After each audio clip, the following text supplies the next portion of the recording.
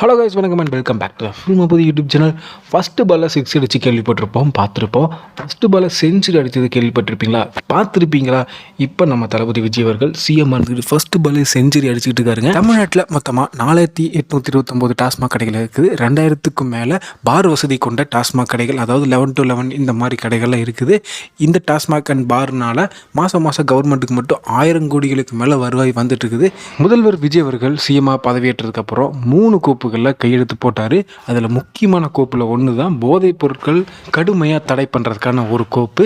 இந்த போதைப் பொருட்கள்னால தான் தமிழ்நாட்டில் நிறைய லா அண்ட் ஆர்டர் பிரச்சனையும் பெண்களுக்கு பாதுகாப்பற்ற சூழ்நிலையும் தொடர்ந்து ஏற்பட்டுக்கூடிய நிலையில், ஏன் பெண்களுக்கு மட்டும் இல்லைங்க, குழந்தைகளுக்கு, விலங்குகளுக்கு கூட பாதுகாப்பு இல்லைங்க. விலங்குகளுக்கு கூட பாலியல் வன்புணர்வு பண்ணுறானுங்க பைத்தியக்காரனுங்க. இந்த மாதிரியான நிகழ்வுகள் நம்ம ஊரில் நடக்கிறதுக்கான முக்கிய காரணம் போதைப் பொருட்கள், சாராய கடை.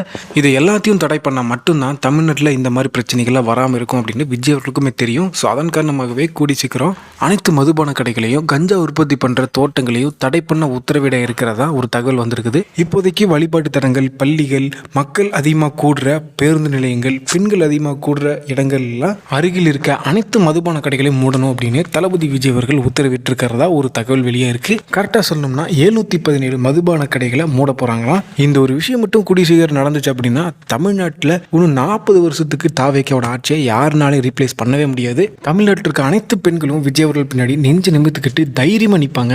எங்கள் அண்ணன், என் தம்பி, என் பையன் எங்களை காப்பாற்றுறதுக்காக இப்படிப்பட்ட ஒரு விஷயத்த பண்ணுறானே, கவர்மெண்ட்டுக்கு ஒயின் ஷாப் மூலியமாக தான் காசு வருது, ஸோ இதெல்லாம் தெரிஞ்சுக்கிட்டும் எங்களுக்காக இப்படிப்பட்ட ஒரு விஷயம் பண்ணுறானே அப்படின்ற ஒரு விஷயம் சென்டிமெண்டலாக போக வாய்ப்பு இருக்குது. ஆனால் அதே நேரத்தில் தமிழ்நாட்டில் இருக்க மொத்த மதுபான கடைகளையும் ஒரே நேரத்தில் மூட முடியாது. அப்படி மூடினா நிறைய ஆல்கஹால் அடிக்ட் பார்த்தீங்கன்னா போராட்டம் பண்ண ஆரம்பிச்சிடுறாங்க. அதுவுமே ஒரு பெரிய லா அண்ட் ஆர்டர் பிரச்சனையாக வர வாய்ப்பு இருக்குது. இதுக்கு ரீப்ளேஸ்மெண்ட்டாக கல்லு கடைகளை ஓப்பன் பண்ணி அது அரசு மயமாக்க திட்டமிட்டால் இன்னுமே சிறப்பாக இருக்கும்.